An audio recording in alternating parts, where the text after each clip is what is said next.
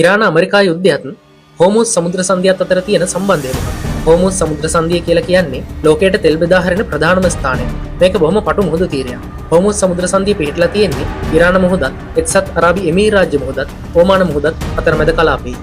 ලෝකයේ දෛනික තෙල් පරිභෝජනයෙන් 120ක ප්‍රමාණයක් හෝමුස් සමුද්‍ර සංධිය හරහා දවසකට ප්‍රවාහනය කරනවා. මේ නැව් වලින් විශාල ප්‍රමාණයක් යන්නේ ආසියාවට. තවත් නැව් ප්‍රමාණයක් අරාබි මුහුද, රතු මුහුද, සූවස් ඇල හරහා මධ්‍යධරණී මුහුදටත් එතනින් යුරෝපා තෙල් වෙළඳපළටත් නිකුත් කෙරෙනවා.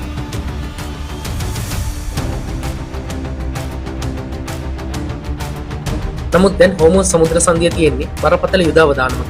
ඉරානය විසින් නිවේදනයක් නිකුත් කෙරුවා මේ කලාපයෙන් තෙල් නැව් ගමනාගමනය තහනම් කරමින්. මේ තීරණයත් එක්ක පර්සියානු ගල්ෆ් මුහුදේ සහ අරාබි මුහුදේ විශාල තෙල් නැව් ප්‍රමාණයක ප්‍රවාහනය යන හිටලා තියෙනවා. දැන් අරාබිකරයේ සහ පර්සියානු ගල්ෆ් කලාපයේ තෙල් ප්‍රවාහනය කරන්න විකල්ප ක්‍රම දෙකක් තියෙනවා. ඒ තමයි සෞදි අරාබිය හරහා හෝ එක්සත් අරාබි එමිරාජ්‍ය හරහා ගොඩබිමින් තෙල් ප්‍රවාහනය කිරීම. මේ සඳහා මේ රටවල් දෙකම යොදා ගන්න භූගත නල මාර්ග. නමුත් මේ ක්‍රමයේ ප්‍රශ්නයක් තියෙනවා. ඒ තමයි මේ රටවල් දෙකම හරහා භූගත නල මාර්ග වලින් ප්‍රවාහනය කළ හැක්කේ ලෝකයේ දෛනික තෙල් අවශ්‍යතාවයෙන් 5% පමණයි. ඒ අනුව හෝමුස් සමුද්‍ර සංධිය වසා තැබීම ලෝකයේ දෛනික තෙල් අවශ්‍යතාවයට බරපතල ලෙස බලපෑම් කරන ආර්ථික සහ දේශපාලනික කාරණයක් බවට පත් වෙනවා. ඒ අනුව මේ ගත වෙන්නේ ඉරාන ඇමරිකා යුද්ධයේ වගේම ලෝක ආර්ථිකයේ තීරණාත්මක අවස්ථාවක්.